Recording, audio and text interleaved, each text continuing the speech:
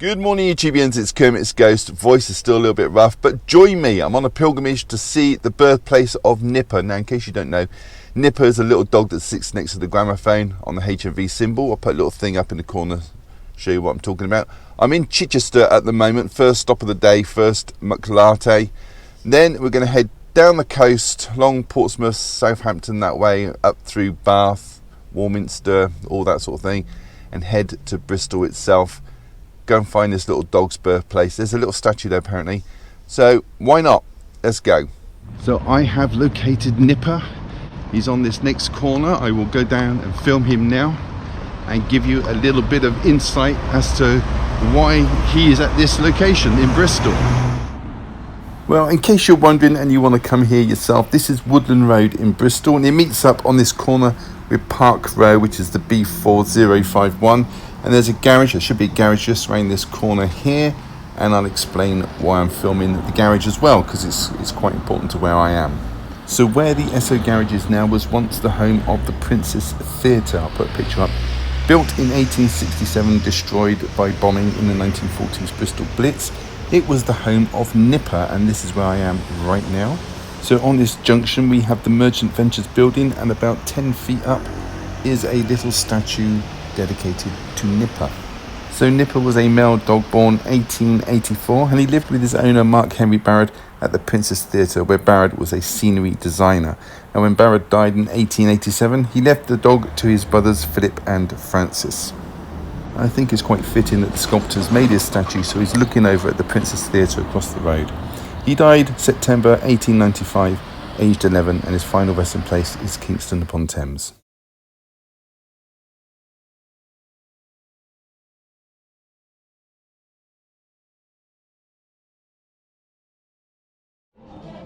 Well, I hope you enjoyed that insight as to where Nipper was born, raised, and eventually passed away. Going to get some lunch now, some chicken and some coffee.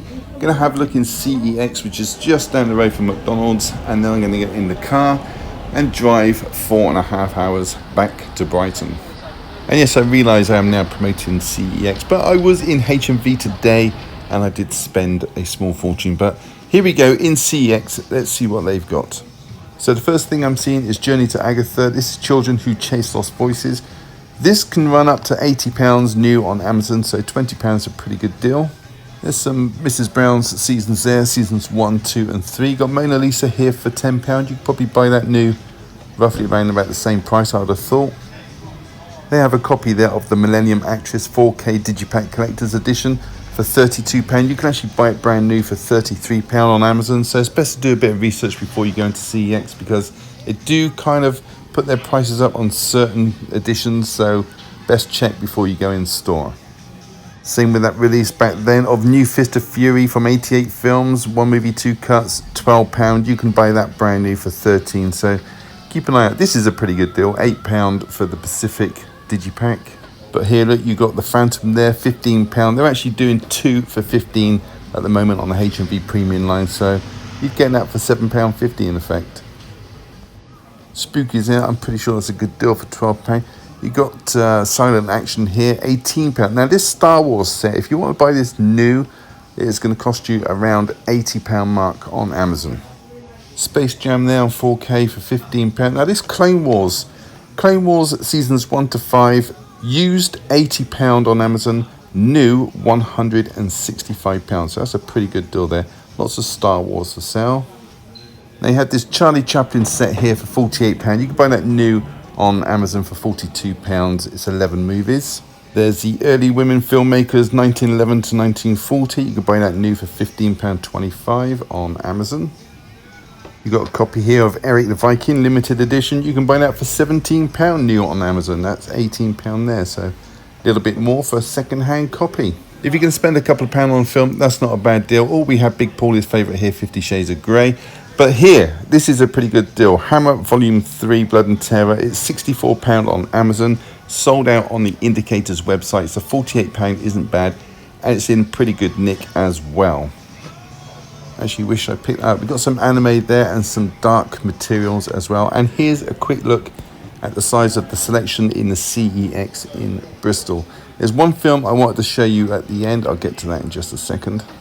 So this is quite a big store in Bristol. This CEX has another floor. I think this DVD is upstairs. The staff are nice and friendly. But this is the film I wanted to show you, Death Ship. This is the extended version from 1980.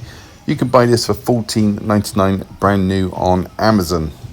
So I just want to reiterate my point that CEX is getting a little bit expensive.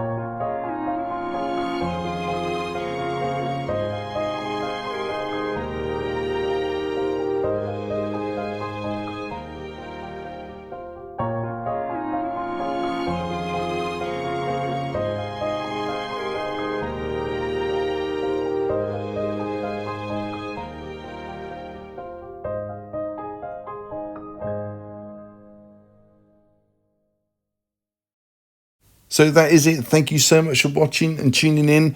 I will show you what I picked up from CEX on Monday's videos. So like, comment, subscribe, and I'll see you all in the next one.